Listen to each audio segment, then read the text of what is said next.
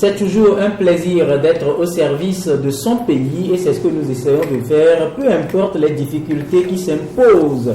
Nous estimons qu'il y a un appel qui nous est lancé à travers l'hymne national, la terre de nos aïeux, je cite, Togolais, viens, bâtissons la cité. Nous ne saurons bâtir la cité dans le mensonge, mais dans la vérité, la pure vérité avec le respect de ses engagements. Ce matin, nous nous retrouvons autour de votre émission, donc ce plateau de grand jury pour encore aborder l'actualité de notre cher pays, le Togo. Vous n'êtes sans savoir que depuis hier, le site de l'université de Lomé est transformé en un site où le bras de fer est engagé entre les étudiants qui réclament l'amélioration de leurs conditions d'études et les forces de l'ordre qui sont sollicité pour faire régner l'ordre sur le site donc l'université de Lomé. Que dire de cette situation au moment même où les transitaires non agréés poursuivent leur grève annoncée désormais illimitée? Et puis, le 2 janvier dernier, il nous souvient que le chef de l'État, dans son discours, a noté des avancées significatives tant dans le domaine de la sécurité que dans le domaine de l'éducation et plein d'autres domaines également économiques. Ce matin, nous revenons donc sur le discours prononcé par le chef de l'État en faisant une étude comparative avec tout ce qui se passe sur le terrain. Voilà donc un peu le décor planté. Mais avant de vous présenter nos invités, je vais vous inviter à suivre avec moi la une du journal des Guardian qui est dans les kiosques ce matin, qui titre à sa une Togo énergie électrique. CET, les dessous d'un pillage bien organisé par le DG Nyandé Dieteli et frère entre guillemets, avec une citation du DG qui dit, je cite, si j'ai recruté des gens de mon village, est-ce que je suis le seul à le faire dans ce pays? Point de suspension. Si on estime que j'ai mal géré, j'assume. Point de suspension. Fin de citation. Je rappelle que la citation est à la une du journal des Guardian. Et puis rubrique nationale, protestation des transitaires contre les nouvelles mesures de l'OTR au port autonome de Lomé-Pal. La grève est désormais illimitée, nous apprend des Guardian. Et puis société, les prix des produits pétroliers toujours très élevés au Togo. Il nous souvient quand même que dans son discours, juste après le discours, non, c'est plutôt le 24 décembre, le gouvernement en conseil des ministres a décidé de la diminution des prix à la pompe des produits pétroliers. Mais comme le directeur de publication de ce journal est notre invité ce matin, nous allons voir en quoi les prix des produits pétroliers restent toujours élevés au Togo. Et sur le plan international, le journal s'est intéressé au Burkina Faso et titre le Burkina Faso résolument sur la voie de la démocratie. Pour finir, une interview publiée par le journal vient de Kossi Agbenega Aboka, que nous connaissons tous, président de la délégation spéciale de la préfecture du Golfe. Le journal reprend une de ses citations qui dit, je cite, je voudrais demander pardon à tous ceux que nous avons offensés dans l'accomplissement de notre mission, mais c'est un passage obligé car toutes les grandes nations sont passées par la. Fin de citation. Le journal est dans les kiosques au prix de 250 francs CFA. Je vous rappelle, avant de vous présenter nos invités, que vous êtes sur la 102.7 FM pour vous qui nous suivez sur la radio KMTB, également sur la télévision Espoir 47 pour vous qui êtes devant vos écrans, et pour les internautes, vous êtes devant vos ordinateurs, vos Android, vos téléphones portables, sur YouTube. Mais le lien qui nous permet de vous joindre sur le plan visuel surtout, c'est le www.togovision.com et puis également le www.laverte.org qui s'est joint à nous, sans oublier le www.ebenradio.com. Vous qui êtes dans les plateaux, vous nous suivez sur les ondes de radio VGK et dans les lacs ou au-delà des frontières de Elakondi, vous nous suivez sur les ondes de radio Lumière. Et merci donc pour cette fidélité d'écoute. Bien de choses à tous les Togolais d'ici et de partout dans le monde. Yves-Alphonse Akbaki, il est le premier responsable ici au Togo de l'agence togovision.com. Nous nous réjouissons de son retour ici en studio. Malgré le vent qui a soufflé, il n'y a pas laissé la peau. Il est bien vivant. Bonjour, Dieu merci et surtout meilleurs vœux. Merci Baudry et merci à tout le monde. Et voilà, Ambroise Pondio, vous l'avez déjà vu en costume ce matin, le directeur de publication du journal des Guardian. Bonjour, et c'est là sa première fois donc, dans ce studio en 2016 et nous profitons pour lui dire meilleurs vœux. Oui, meilleurs vœux à Rodrigue d'abord, au directeur de la radio, et ensuite aux auditrices et téléspectatrices et téléspectateurs auditeurs. C'est pas facile. De la chaîne de télévision Espoir 447 et Radio KNTB. Meilleurs vœux à tous les Togolais et à toutes les Togolaises. Merci. Notre troisième invité, il est à nos lecteurs. À vos lecteurs, voilà, des Guardian. À tous les Togolais, donc, et surtout notre troisième invité.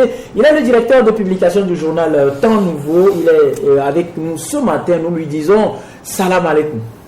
Wa alaikum salam et bonjour Rodrigue, bonjour à tous ceux qui nous suivent en ce moment. Et voilà, merci. Rapidement, avant d'aborder le sujet inscrit à l'ordre du jour, comme annoncé, rapidement, Ambroise, dites-nous en quoi les prix des produits pétroliers sont toujours élevés selon votre journal dans les stations.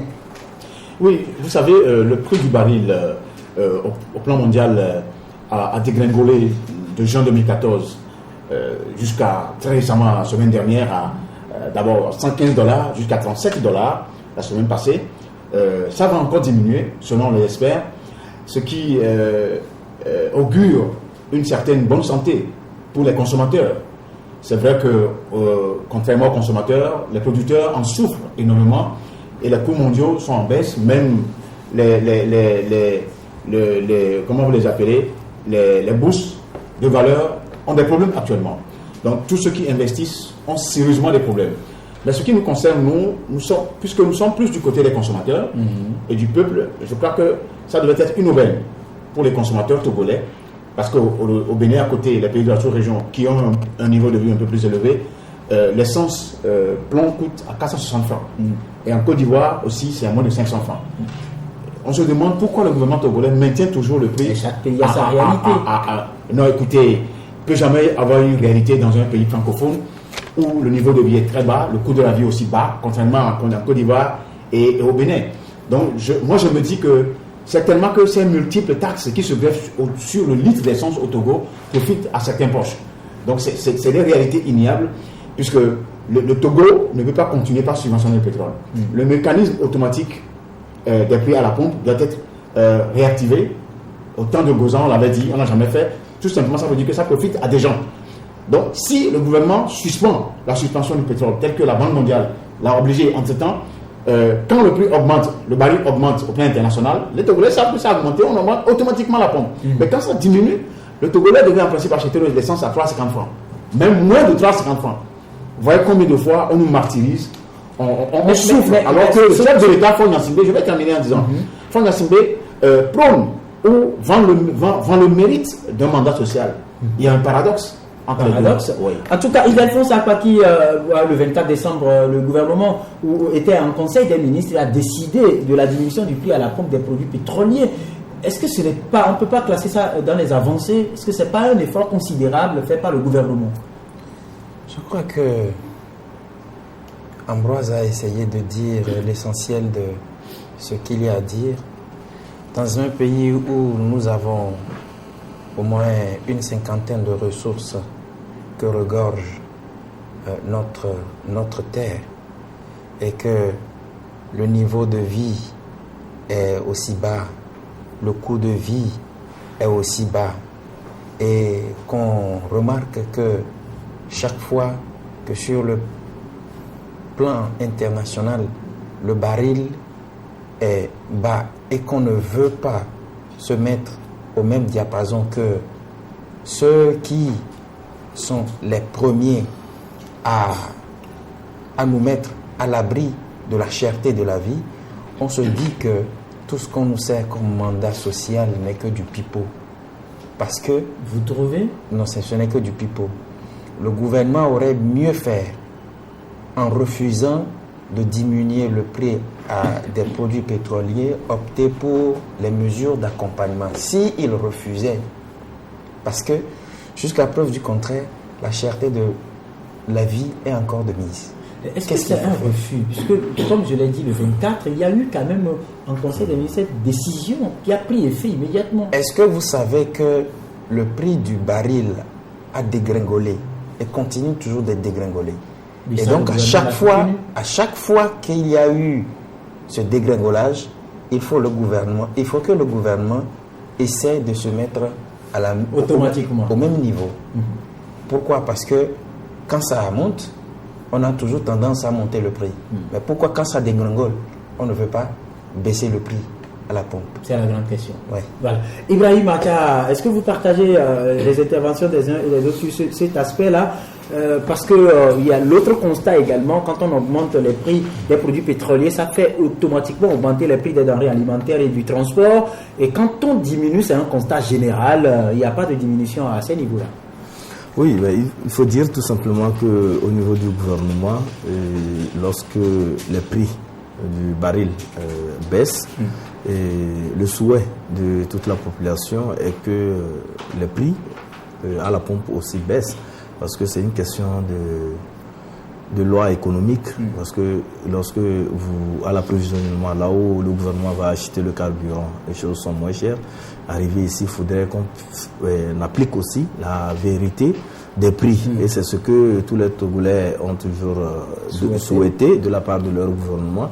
Et je pense que vous avez remarqué que vers la fin de l'année, il y a des associations de consommateurs qui sont montées au créneau pour demander à ce qu'il y ait baisse des prix sur les produits pétroliers. Et au même moment, la flambée des prix, l'augmentation des prix ou bien la cherté des prix fait que le problème de la vie chère peine toujours à pouvoir être résorbé. Et ça, nous disons tout simplement que lorsque nous mettons en ligne de compte plusieurs éléments, surtout concernant les produits pétroliers, nous dirons qu'il y a ce que nous appelons l'approvisionnement aussi, qui n'est pas aussi, en tout cas, qui ne suit pas le même circuit comme dans d'autres pays. Si le Bénin arrive à s'approvisionner en produits pétroliers auprès de son voisin du Nigeria, ou bien la Côte d'Ivoire, qui a avoué une raffinerie qui travaille aussi en plein temps actuellement. Quand vous allez au port de Vridi, vous verrez la raffinerie en train de tourner. Et ce ne sont pas les mêmes réalités dans notre pays. Ici, j'avais eu entre-temps, j'ai entendu dire que le Togo s'approvisionnait, c'est ce que les informations disaient, pas dans la sous-région, mais auprès des pays du Golfe. C'est ce que j'avais entendu.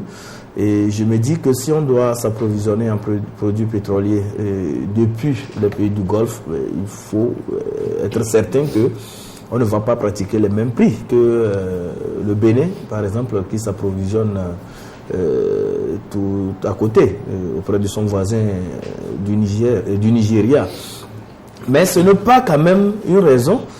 Je ne suis pas en train de disculper ou bien en train de dédouaner le gouvernement, mais ce que je demande, c'est que les experts du ministère du Commerce fassent un travail sérieux, élaboré sur le terrain pour voir où est-ce que le Togo peut aller prendre du carburant et venir appliquer un prix raisonnable et un prix qui soit accessible à la population togolaise. Voilà, merci. Donc, je crois que ça, c'est par rapport à ce qui concerne cet article à la une du journal The Guardian. Ce matin, nous faisons un retour, comme annoncé, sur le discours prononcé par le chef de l'État, Faure Issodimma Gnassingbé, le 2 janvier dernier. Un discours dans lequel le chef de l'État note avec satisfaction des avancées significatives dans plusieurs domaines, sur surtout la base des résultats de l'enquête Cube. Aujourd'hui, sur le terrain, est-ce que les uns et les autres constatent l'effectivité de ces avancées? C'est la grande question. Mais d'ordre général, Ildefonse, quel regard vous portez sur ce message du chef de l'État? Je voudrais m'apprêter à un jeu. Je voudrais m'exprimer sur deux volets. D'abord sur la forme, parce que c'est aujourd'hui que j'ai l'occasion de me prononcer sur ce que le chef de l'État a dit. Sur la forme, lorsque nous étions encore le 2 janvier et que le chef de l'État se permet de nous dire à l'entame de son discours, je le cite, au seuil de cette année nouvelle, je crois qu'il y a un problème. Le chef de l'État n'a-t-il pas eu le temps de jeter un dernier coup d'œil sur le papier qui lui a été donné? Parce que sur la forme, nous ne pouvons pas être au 2 janvier et que le chef de l'État nous parle de au seuil. Au seuil, c'est le 31 décembre. Ça, c'est sur la forme. Je note que cette erreur a été un raté. C'est-à-dire que nous sommes en début d'année. Vous savez que dans la tradition africaine, quand on dit que vous commettez une erreur au début d'année, on vous dira que l'année ne sera pas bonne du tout.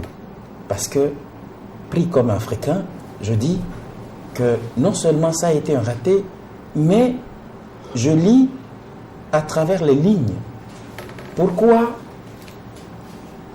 tout ce qui a été fait, y compris par la cellule de communication du chef de l'État, par ses nombreux conseillers, qu'on n'a pas pris le temps, quand le discours a été ajourné le 31 décembre, qu'on mette tout le paquet sur le contenu. Donc ce qui veut dire que tout le reste n'a...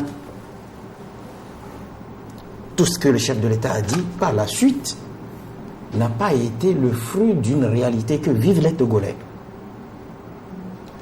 Parce que tout ce que le chef de l'État dit conformément... Peut-être l'oubli, c'est également humain.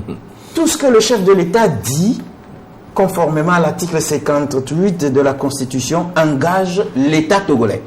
Et c'est une erreur impardonnable que le chef de l'État, dans sa posture, s'il est vraiment d'homme d'État, s'il l'est vraiment, ne peut pas commettre cette erreur-là. Et tout ce que nous avons comme conseillers autour du chef de l'État, tous ceux-là n'ont pas eu le petit réflexe-là qu'on nous serve cette phrase, juste tout au début du discours du chef de l'État. C'est ce que je voudrais dire à l'entame. Alors, tout ce qui a suivi, moi j'étais sur mon lit d'hôpital, mais je me suis posé la question de savoir si j'étais sur Jupiter ou bien sur la planète Terre. Pourquoi vous le dites? Parce que vous vous rendez compte que le chef de l'État nous parle de sécurité. Commençons par là, on parle de sécurité. Et il met en avant la sécurité maritime pendant tout le temps que les concitoyens togolais sont braisés. Excusez-moi l'expression braisée. Vous avez vu tout le braquage. Vous voulez parler de la vindicte populaire. La vindicte populaire. Qu'est-ce que le chef de l'État a dit concrètement sur la sécurité des Togolais? On a comme l'impression que tout ce que le chef de l'État dit ne concerne pas ces millions de Togolais que nous sommes, mais le chef de l'État est beaucoup plus actif sur le plan international. Et ce qui me dérange, c'est que le chef de l'État est beaucoup plus préoccupé par la sécurité maritime, alors que ceux qu'il dirige, qui sont sur terre et non sur mer, ont beaucoup plus besoin de la sécurité. Il a parlé du social. Mais aujourd'hui, vous vous rendez compte de la grogne qui sévit un peu partout. Hier, nos frères et sœurs, les étudiants, ont été encore servis de gaz et de grenades lacrymogènes. Il y a aussi eu des jets de pierre. Il y a eu des jets de pierre. Nous avons remarqué également le même scénario au niveau des transitaires. Mais le chef de l'État a parlé également de la consolidation des institutions de la République. Mais il a oublié de nous dire que la justice togolaise est transformée en un instrument de règlement de compte, où les juges, au lieu de dire le droit, sont amenés à respecter des consignes qui parviennent par téléphone. Des consignes parvenir par téléphone à la justice. On en voit, j'en avais vu, surtout dans le dossier des affaires des incendies, j'ai vu combien de fois le procureur de la République s'est levé de son siège pour aller prendre des appels et venir téléphoner, pour venir parler. Vous imaginez qui est de l'autre côté au bout du fil. Vous savez qu'au cours d'une audition, le procureur ne doit pas se servir de son téléphone.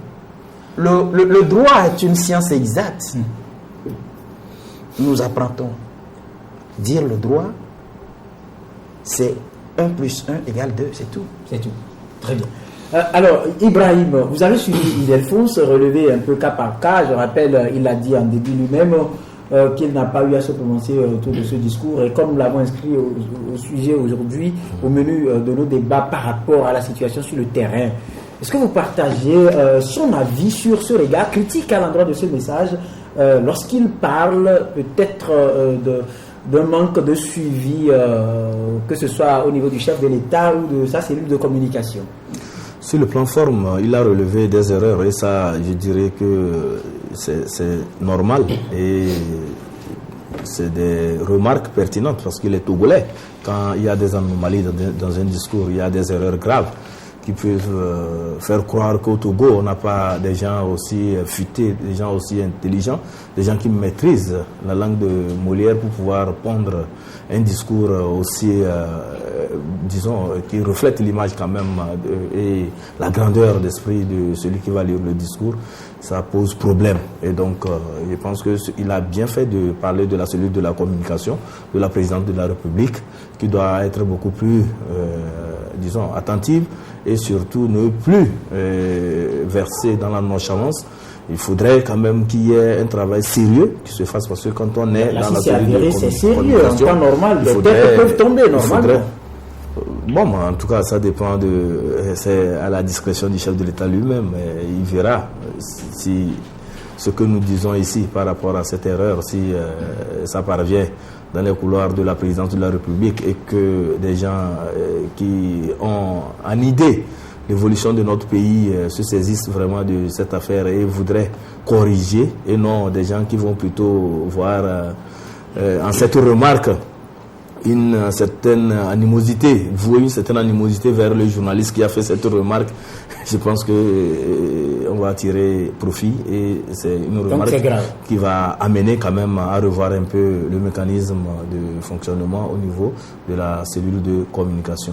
Et pour mettre ça entre parenthèses, je pense que l'erreur est humaine et j'en passe. Maintenant, quand nous revenons au niveau du discours, j'ai eu à vous dire que c'est un discours pragmatique, en ce sens que tout ce que le chef de l'État a décliné comme action sur le plan social qui seront menées au cours de cette année, je pense qu'il a bien parlé. Il est parti du constat selon lequel le rapport de l'enquête Cube a révélé qu'il y a amélioration dans les conditions de vie des Togolais. Et si vous permettez, je vous donne rapidement lecture. Les derniers chiffres issus des enquêtes spécialisées dites Cube 2015 sont éloquents. Ils montrent une réduction sensible de la pauvreté et du chômage, ainsi que d'une amélioration nette de l'accès aux services sociaux de base, notamment l'éducation, l'électricité et l'eau potable. Tout à fait. Et je pense que lorsqu'il a dit, ce n'est pas faux. Et quand vous êtes à Lomé, vous pensez que tout se résume, le Togo se résume à Lomé. Mais quand vous allez un peu vers l'intérieur du pays, c'est là où vous allez découvrir que les gens qui utilisaient des lampes ont cessé d'utiliser des lampes. Il y a des ménages qui sont éclairés, qui ont maintenant de l'électricité avec les interconnexions, avec le déploiement, disons, l'extension du réseau électrique et qui s'est fait voir au cours de l'année. Et au passage, il faut dire que la CT a fait un très bon travail en ce sens. On va voir ça tout à l'heure avec des gardiens qui peut-être... Et quand vous revenez un peu vers... le côté social, et le chef de l'État a parlé de l'économie inclusive et surtout de la finance inclusive. Je pense que c'est un dispositif qui a été déployé pour permettre de la mobilisation économique à faire par l'OTR. Voilà, ça a été fait et je pense que c'est des projets que le chef de l'État a conduits avec courage et qu'il compte conduire encore, qui compte en tout cas intensifier pour amener les Togolais à un mieux vivre et à améliorer les conditions de vie des Togolais. Il a dit, et je pense que la phrase là, ça vaut en tout cas son pesant d'or, il a dit que l'année 2016 ne serait pas du tout repos. Ça voudrait dire qu'ils vont se mettre à la tâche. Bon, maintenant, est-ce qu'il a donné ses consignes au gouvernement? Parce que quand je suis un peu ce qui s'est passé lors de la première rencontre entre les ministres burkinabés plutôt et Roch Kaboré, ils ont dit que c'est un gouvernement de combat, un gouvernement qui va travailler pour le bien des burkinabés. Et au Burkina, depuis hier, mais ça suscite une certaine euphorie. Mais je me demande si au Togo, la parole du chef de l'État là, a suscité aussi l'euphorie au sein du public. Mais je n'ai pas fait en tout cas d'enquête autour de ça. Mais moi, ça me rassure. Mais moi, je dis que le chef de l'État va mettre des bouchées doubles pour que 2016 soit encore plus radieux que 2015. Voilà, merci. Alors, Ambroise Pondio, vous avez suivi Ibrahim tout à l'heure dans son développement. Dites, hier, le gouvernement s'est réuni en Conseil des ministres, nous allons en parler tout à l'heure, mais je reste avec vous. Est-ce que les chiffres de cette enquête spécialisée dite CUP 2015, qui montrent beaucoup d'avancées significatives en matière de réduction sensible de la pauvreté, du chômage, ainsi que d'une amélioration nette de l'accès aux services sociaux de base, notamment l'éducation, l'électricité et l'eau potable, convainc? Je crois que ces chiffres ne convainquent personne. Pourquoi? Et pourquoi, selon le chef de l'État l'a dit? Vous savez, autant que ce ne sont pas les chiffres qui font la loi. C'est les réalités qui font la loi. Quelles sont les réalités? Et les réalités s'imposent. La misère se lit sur les visages, juste en déambulant les rues de Lomé. On en parle à l'intérieur du pays. Quand je voudrais faire l'économie de la forme, parce que mon ami Ildefonse l'a déjà souligné, un discours évasif, un peu superficiel, même creux. Il n'y a rien au fond. Mon ami Ibrahim disait ça, tout à l'heure. Selon vous, parce que ce n'est pas une question de selon vous. Vous savez, tout le monde n'est pas intellectuel. Et ne devient pas intellectuel qui veut. Il y a ce qu'on appelle aller à l'école universelle et aller à l'école thématique. Ceux qui ont été à l'école thématique sont remplis de têtes, bien remplies, mais il y a des têtes faites aussi. Je fais la part des choses. Bien faites. Bien faites veut dire que ces gens-là, en dehors de l'école classique qu'ils ont été à l'école universelle. Voilà. Ibrahim a touché un point important. Il disait à l'instant qu'au Bénin, il y a eu une folie Au Burkina. oui. Il y a eu même en Côte d'Ivoire, il y a eu une folie autour du discours. Les discours du 31 décembre sont des discours de folie. C'est très bien que Acha a relevé ça. C'est vrai qu'il a parlé de pragmatisme. Là, nous parlons d'un discours du 2 janvier. Qui s'est déplacé de par la forme. Ildefonse l'a dit. Et moi-même, je suis allé loin, j'ai dit, est-ce que c'est le vrai discours que Ford devait prononcer? Pourquoi vous doutez de je suis dubitatif parce que vous doutez de l'authenticité avait dit des choses euphoriques qui n'ont eu aucun effet par après. La minorité qui s'accapare des richesses. Et il a même dit devant le corps diplomatique que fini la parole, il faut maintenant aller aux actes. C'est dans notre éditorial. Il avait déjà dit à Paris. Il avait encore répété. Mais quand il dit qu'une minorité s'accapare des richesses, ça c'est la parole. Où sont les actes? 2 ans après. Les actes, vous avez vu, loin que ça devienne un dialogue entre l'animateur et son invité, mais juste une mise au point. Le chef de l'État a pris des dispositions et a annoncé la mise en place d'une haute cour de lutte contre la corruption, le blanchiment et des crimes assimilés. Ça, c'est jeune, ça s'appelle jeune l'acte. J'espère que j'aurai la voix pour bien parler comme les autres. Allez-y. Vous savez, ce qui est intéressant auprès de Faure Gnassingbé, il a des conseils, peut-être des vrais, mais des conseillers aussi que je peux appeler des butosards. Les butosards, c'est ceux-là qui cherchent seulement à faire la plaie au chef de l'État. Ils ne lui disent pas la vérité. Et il a dit, moi, aimerais qu'on lui dise la vérité, quoi qu'on lui reproche. C'est parce que les gens ont peur de lui dire la vérité et de tomber en déchéance qu'ils sont obligés de dire du faux. Faure Gnassingbé ne devait pas faire d'abord un discours le 2. C'est vrai que Ouattara l'a fait le 4 pour des raisons qui sont très précises à Côte d'Ivoire. Mais pour les autres pays, c'est le 31. Faure Gnassingbé, je le répète, à forte raison, a dit qu'il faut quitter la parole et aller aux actes. Je le répète. La minorité qui s'accapare des richesses là, est-ce qu'elle est toujours là? C'est une question. Les fausses facturations. Quand vous allez au Cameroun, mais Paul Biya a mis dans les geôles ses propres frères, ses ministres, les DG, pour la corruption. La commission anticorruption que Faure a lancée, ça fait au moins 4 ou 3 ans, ou 5 ans. Où est-ce qu'elle se trouve? Non, ça c'est récent, je crois que l'Assemblée nationale... Non, il y avait un mécanisme qui était là, oui, par le passé, oui, qui devait travailler avec, comment vous l'appelez, la Cour des comptes, quelque chose comme ça. Cette commission, elle a laissé comme ça voler. Maintenant, le discours même dans son fond, concernant les actions politiques, il n'y a rien, les réformes institutionnelles, constitutionnelles, à part les badigeons qu'on peut retrouver au niveau de la justice, les réformes constitutionnelles ne sont jamais faites. D'abord, les institutions, elles ne sont pas indépendantes. Je ne veux pas citer tous leurs noms. Que sur la Cour constitutionnelle, avec Abdou Assouma qui habille Faure Gnassingbé dans un manteau bien propre, et au cours des élections, juste rester derrière le rideau et lire des choses qui ne sont pas cohérentes avec la réalité. Je ne voudrais pas toucher l'institution de mon ami ou de mon grand frère Kokou Tazoul, même la CNDH, avec un président aujourd'hui qu'on prend dans le doute, les institutions, la justice, les pouvoirs, les législatifs, les judiciaires, c'est des pouvoirs qui ne sont pas indépendants. Quand vous voulez aller à des institutions fortes, mais il ne faut pas qu'il essaie de ressembler à Barack Obama. C'est le jour et la nuit. Pourquoi vous dites qu'il veut ressembler à... C'est-à-dire, vous savez, moi c'est monsieur que je respecte beaucoup, de par sa carrure avec son gentle, président de la République. Avec son gentle, dans un pain, quand vous le voyez, il est très pain.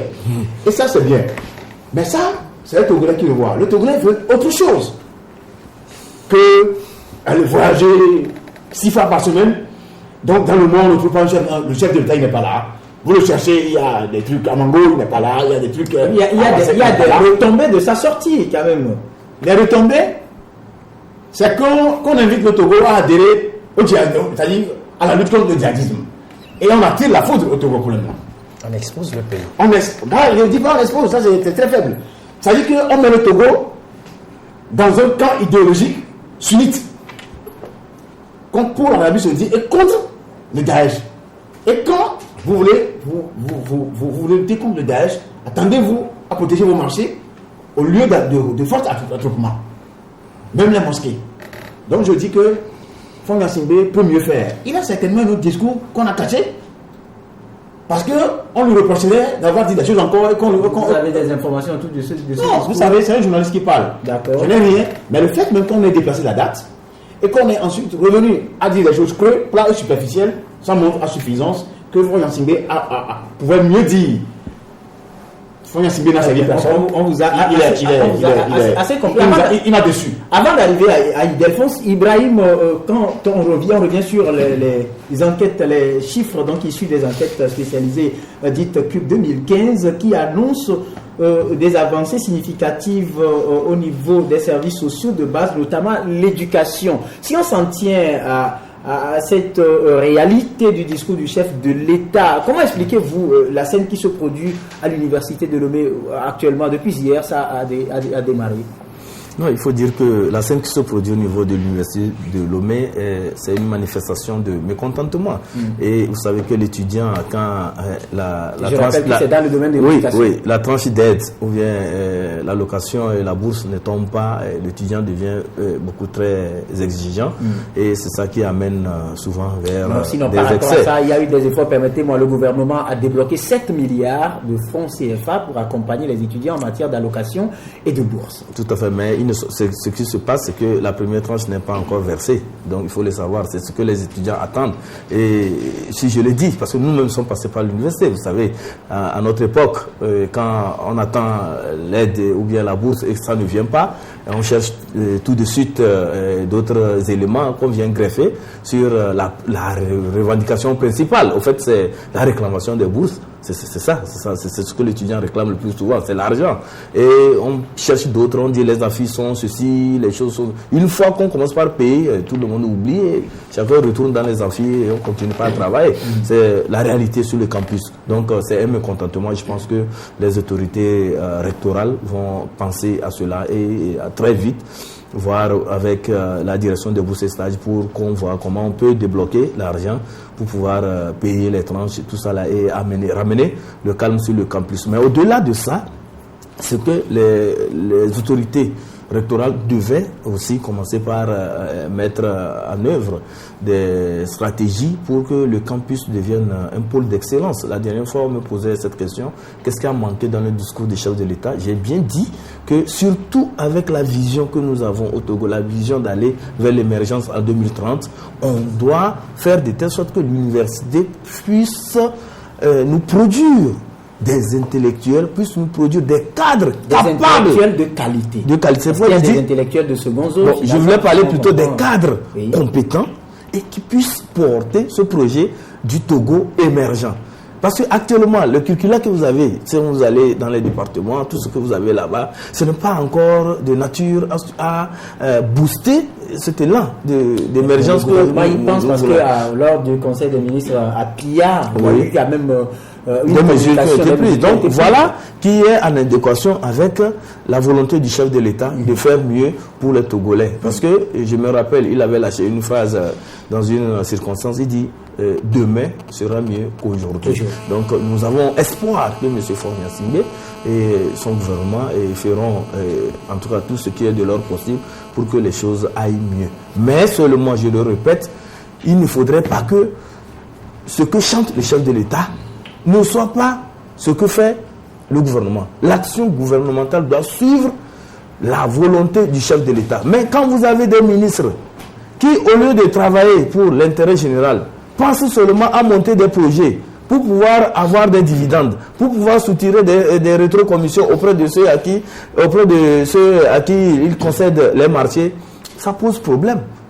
Je ne peux pas comprendre que lors de la session budgétaire, la députée de l'ANC, dans sa déclaration, disait que au niveau d'un ministère où on a envoyé beaucoup de milliards pour pouvoir booster le développement, on remarque que les comptes sont ouverts en tout cas, l'argent public est versé dans un compte privé. C'est une anomalie. C'est une anomalie. Il faudrait que le chef du gouvernement commence par voir clair comment ces ministres travaillent et qui est en train de travailler pour soutenir la vision du chef de l'État, pour accompagner le chef de l'État dans sa volonté d'amener le Togo vers le progrès. Je pense que c'est ça qui reste maintenant. Les discours, c'est beau. Chacun clame le bonheur pour le pays, chacun veut travailler pour le pays, mais maintenant il faudrait qu'on aille maintenant dans le concret pour voir qu'est-ce que chacun fait à son niveau pour que le Togo évolue.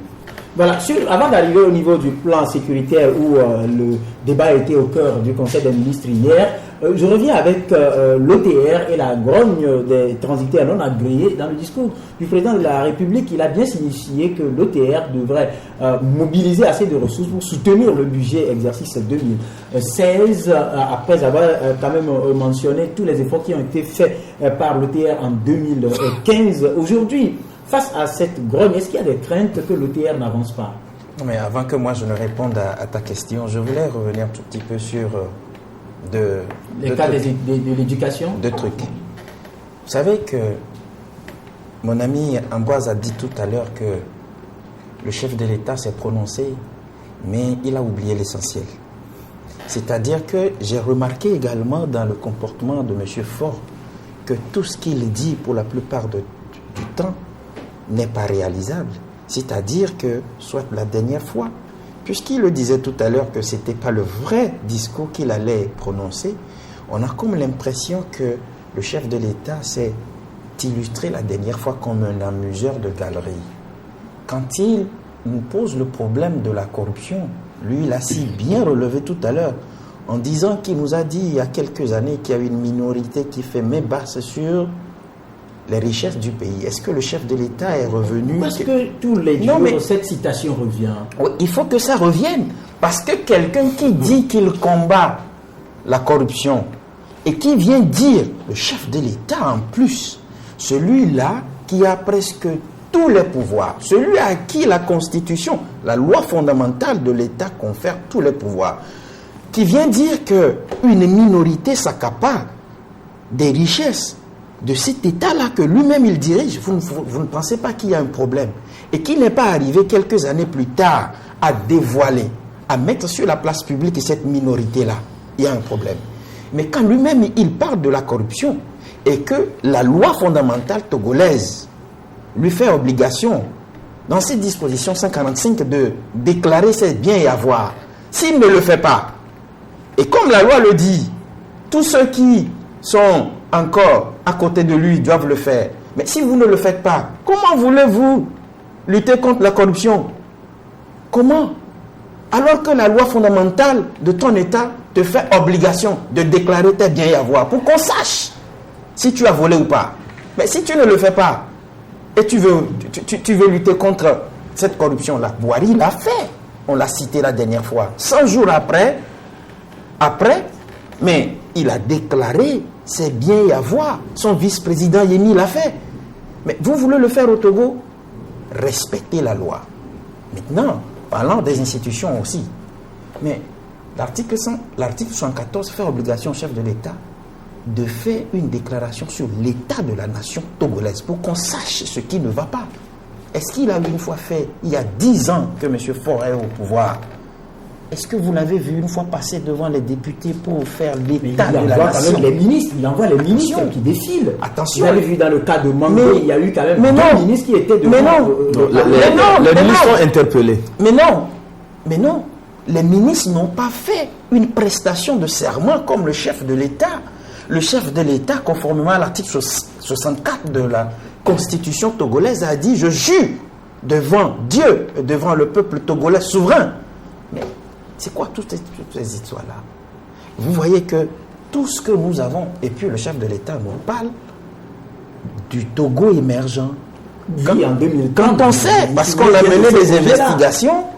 mené des investigations, on s'est rendu compte, c'est pourquoi je disais tout à l'heure qu'il s'est illustré comme un amuseur de galerie. Le Togo est un pays en voie de développement. Il est même placé quelquefois comme pays pauvre.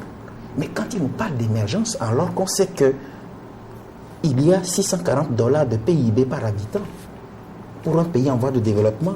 Et il faut $750 de PIB par habitant pour être à la porte d'un pays en voie de développement et $3000 de PIB par habitant pour être un pays émergent. Mais quand il me parle de ça, là, il est dans le faux, le chef de l'État. Très bien.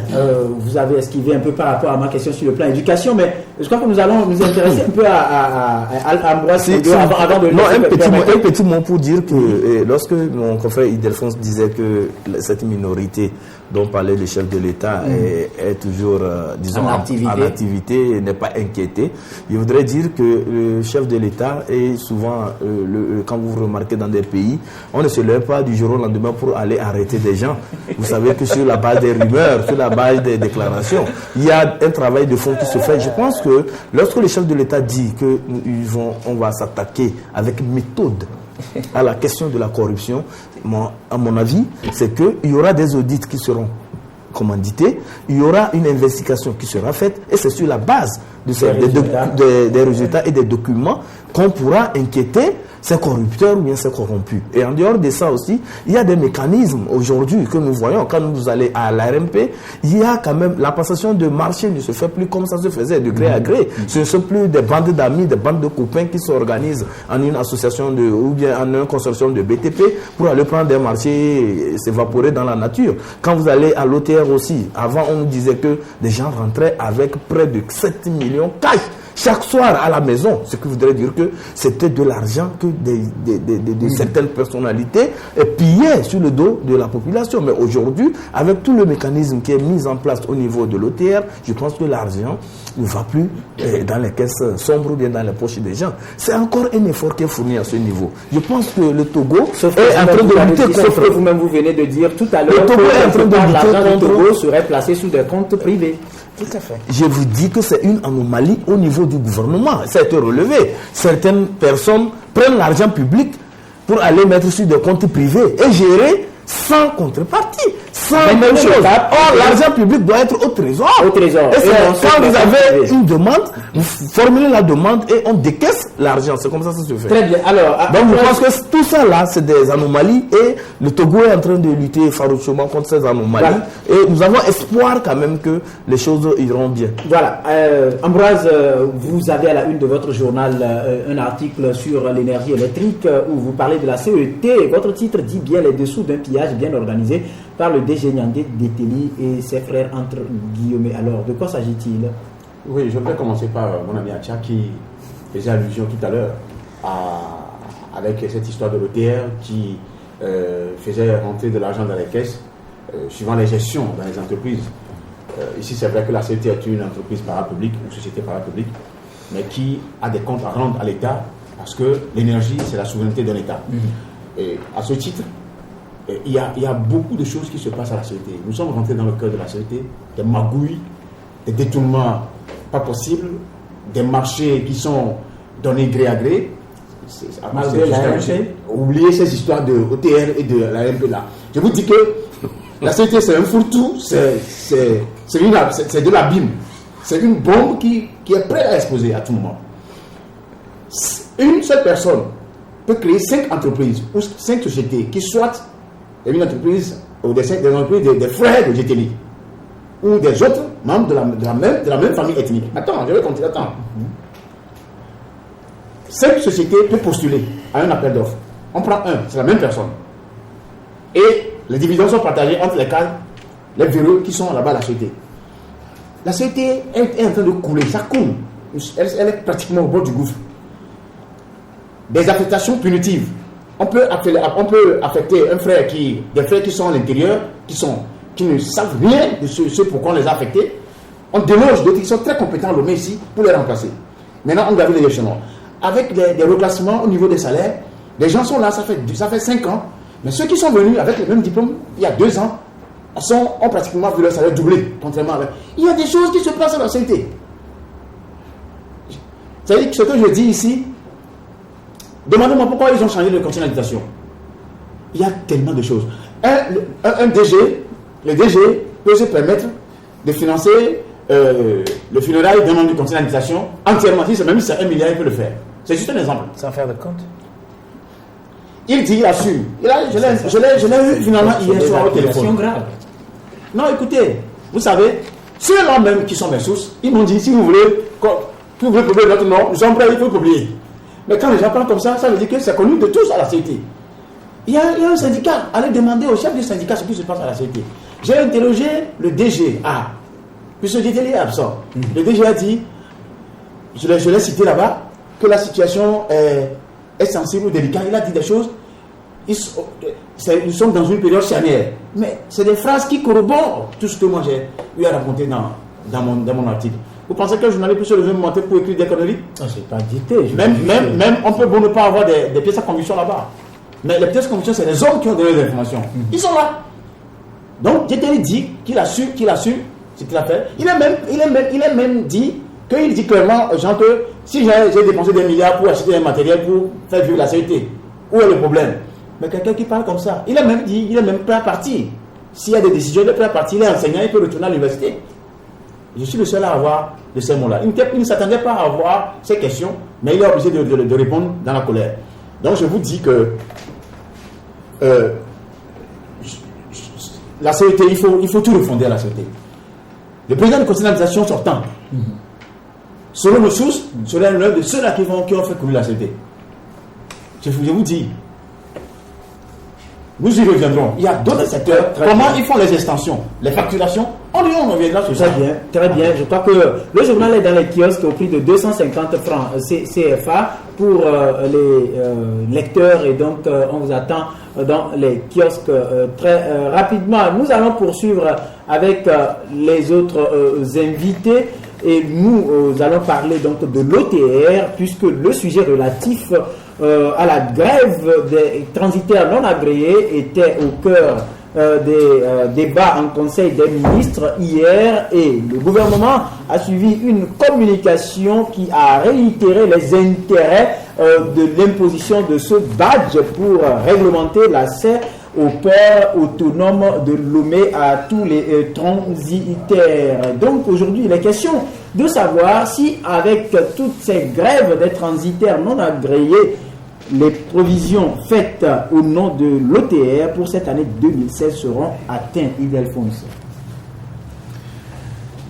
Les transitaires, est-ce qu'ils vont, par rapport à cette grève, est-ce qu'il n'y a pas d'inquiétude que l'OTR ne soit pas au rendez-vous des attentes? Vous savez, la manière dont l'OTR opère, je n'ai pas mené des investigations là-dessus pour savoir qu'est-ce qu'il en est exactement. Mais ce que j'entends par-ci, par-là, c'est que c'est bien que ce truc soit mis en place, mais dans le même temps, j'ai pu entendre que c'est juste pour pincer un certain nombre d'opérateurs. Pour pincer un certain nombre d'opérateurs. Je ne sais pas comment l'OTR travaille, mais avec cette grogne des transitaires, on a pu comprendre qu'il y a un petit problème là qu'il faut régler à ce niveau-là pour voir comment les choses évoluent. Sinon, sincèrement, je ne sais pas comment l'Office travaille. Voilà. Alors, par rapport à l'OTR aujourd'hui, puisque l'année 2015, le gouvernement a dit a si bien intégré dans son projet de loi des finances que l'OTR a mobilisé au moins 500 milliards en 2015 et cette année. Les efforts doivent être faits pour que le Togo soit au rendez-vous de ces défis qui attendent à être relevés. Sauf que dans le fonctionnement de l'OTR, ça grogne et les transitaires non agréés depuis quelques jours sont en grève illimitée. Si on tient à l'article publié à la une du journal des Guardian, est-ce qu'il n'y a pas d'inquiétude que l'OTR ne soit pas au rendez-vous de ces mobilisations de fonds? Bon, il y aura forcément inquiétude parce qu'actuellement, vous savez que le secteur où l'OTR tire fait des recettes, c'est le port de Lomé. Et c'est ce secteur qui est pris aujourd'hui et qui a des difficultés avec la grève des transitaires dits non agréés. Et moi, je ne trouve pas de problème à ce niveau. Puisqu'on parle de sécurité au niveau des installations de l'OTR, des bureaux, c'est une disposition, disons, de l'espace communautaire. Et ça ne poserait pas de problème. Mais le vrai problème, c'est quoi? C'est que l'OTR donne ces badges-là à tous les transitaires, à tous ceux qui opèrent là-bas. Je pense que c'est là où le problème se pose. Parce que si pour être un transitaire agréé, je pense que ce qu'on demande, selon les informations que j'ai reçues, il faut avoir 25 millions.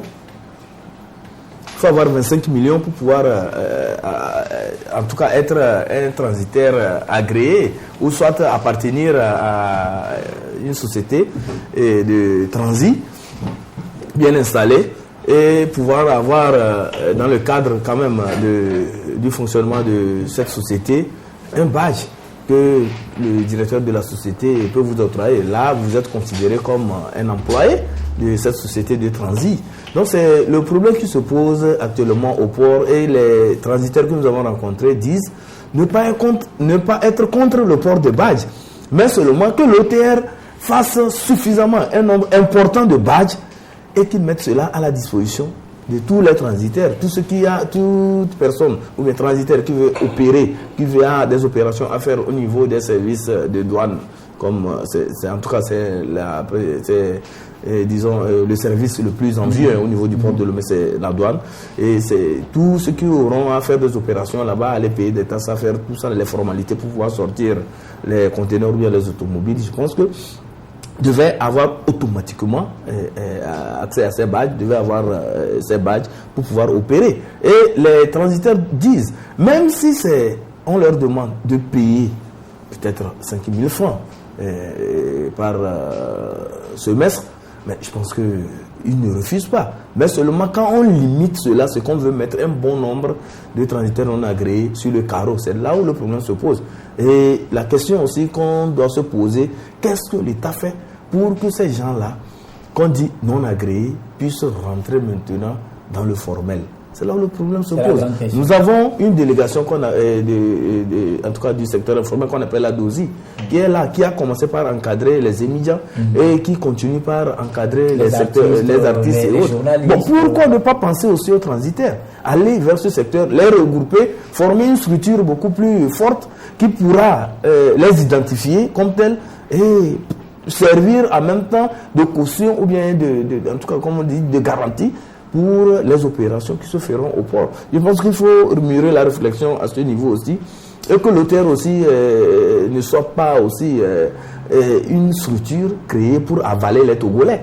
Parce qu'on dit c'est pour renflouer les caisses du Togo et pouvoir offrir le mieux-être aux Togolais. Mais quand ça doit tuer les Togolais, ça doit avaler les Togolais, je me demande maintenant on va travailler et améliorer les conditions de vie de qui? C'est la grande question qu'on se pose. Je rappelle qu'hier en Conseil des ministres, le gouvernement a expliqué clairement que ces mesures sont prises pour mettre un terme à la recrudescence des abus et autres pratiques répréhensibles enregistrées dans les environs immédiats des bureaux dédiés aux opérations douanières, en particulier au port autonome de Lomé. Nous allons parler élections locales maintenant, puisque le chef de l'État, dans son discours le 2 janvier, a dit que tout serait mis en œuvre pour que ces élections locales aient lieu. Du côté de la formation politique au but, Gabriel Mensah Kodio a souhaité dans ses vœux que ces élections aient lieu en 2016 en substance, si on prend le contenu, et pour que nous puissions entrer en 2017 en remplaçant les nommés par des élus locaux au niveau des délégations spéciales. Ildefonse Akpaki,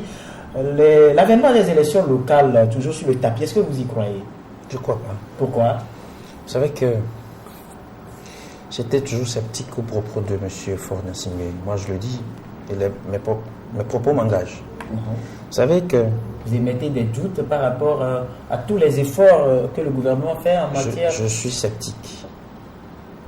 J'en ai pour preuve. Fin de l'année 2012. Le chef de l'État, en présentant ses vœux à la nation togolaise, disait, je le cite, « Des élections législatives et des élections locales seront en effet organisées à la fin du premier trimestre. » Fin de citation. Plus loin, il dit, « Avec ces élections, le Togo a eu une occasion unique de joindre définitivement la catégorie si enviée des pays qui ont su éradiquer le syndrome des violences électorales. » Alors, je ferme. Discours de l'année 2013, fin de l'année 2013. Le chef de l'État, toujours, Faure Gnassingbé, il dit « Les locales et la décentralisation font partie des défis majeurs que nous devons relever. » Fin de citation. Alors, depuis 2012, le chef de l'État s'est prêté à ce jeu. Alors, les actes que doivent poser et le chef de l'État et son gouvernement par rapport à l'organisation de ces élections locales et de la décentralisation n'ont jamais été mis en œuvre.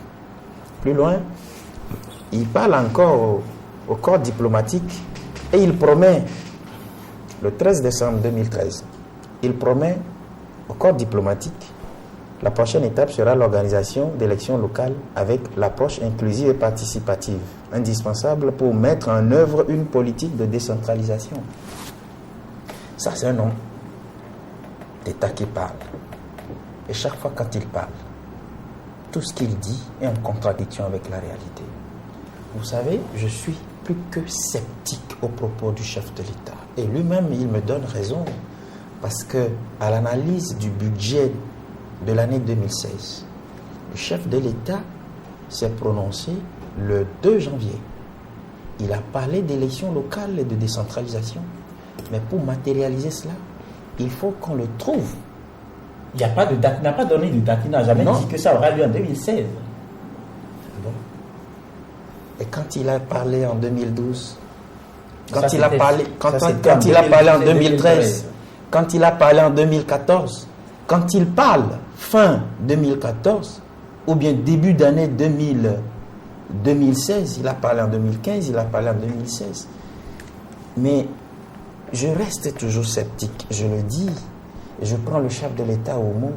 Pour matérialiser ce qu'il dit, il faudrait qu'on le voie. Vous savez que la dernière élection locale date de 1987. C'est extrêmement grave pour un pays qu'on dit être un pays démocratique. En réalité, c'est avec les lois et avec une manière dictatoriale, les règles de dictature qu'on veut aujourd'hui nous faire savoir qu'on est en démocratie. Sinon, vous ne pouvez pas en tant comme d'État, le président de la République, le chef de l'État, le premier magistrat, promettre et remettre en cause. Voilà, malheureusement, on n'a plus beaucoup de temps. On vous a assez compris. Dernier mot avec Ibrahim autour de ces élections locales. Est-ce que ça peut avoir lieu selon vous, puisque Ibrahim, comment Idelphon se dit sceptique? Non, je pense que Idelphon ne doit pas être sceptique. Et moi, je ne vois pas pourquoi il le sera. Parce que le chef de l'État, dans son discours, en tout cas, ce n'est pas de fin d'année, mais de nouvel an, et a bien dit que la commission qui devait se charger de réfléchir et de proposer des projets de loi de réforme constitutionnelle et institutionnelle qui soient en adéquation avec notre culture, avec notre mœurs, avec notre histoire, avec tout ce que nous avons au Togo, va se concrétiser. Donc, ce qui voudrait dire qu'au cours de cette année, il y aura un travail qui se fera. Et cette commission, nous allons voir la composition de cette commission. Le travail va débuter certainement et on aura le fruit de ce travail. Je pense qu'on pourra aller progressivement vers la décentralisation. Mais ce qu'il faut ajouter, Idelphon l'a déjà dit, aujourd'hui, quand il y a la rencontre des élus locaux, des maires, que ce soit dans la sous-région ou bien en Europe, quand on se présente sous le manteau de délégation spéciale, vous êtes la risée de tout le monde. on se moque de vous et on se dit même d'où viennent ces hommes préhistoriques là, parce que ça n'existe plus. Donc le Togo ne va plus se singulariser avec cette délégation spéciale. Il faut vite aller vers les élections locales. Sont nécessaires. Je pense que c'est très nécessaire et c'est ça qu'il faut pour que le Togo ait encore plus le visage de pays modernes, de pays démocratiques. Là, vous rejoignez les paroles du chef de l'État et puisque les autorités sont à l'écoute, retenez que ce matin, nous n'avons fait que parler de l'actualité de notre cher pays, le Togo. Merci à vous qui nous avez suivis. Votre fidélité nous renforce tous les jours que Dieu fait malgré les difficultés, malgré les menaces qui viennent. En tout cas, nous y tenons. Tant que nous n'avons pas encore laissé la vie dans ces menaces, nous comptons sur la divine providence pour notre protection. Merci donc à vous toutes et à vous tous, où que vous soyez en tant que Togolais. Sachez que tout ce que nous faisons, c'est pour le bien de notre pays et c'est au nom de l'appel qui nous est lancé à travers l'hymne national, la terre de nos aïeux togolais. Viens, bâtissons la cité. Bonne journée à vous toutes et à vous tous. Merci à nos invités et à nos techniciens. Au revoir.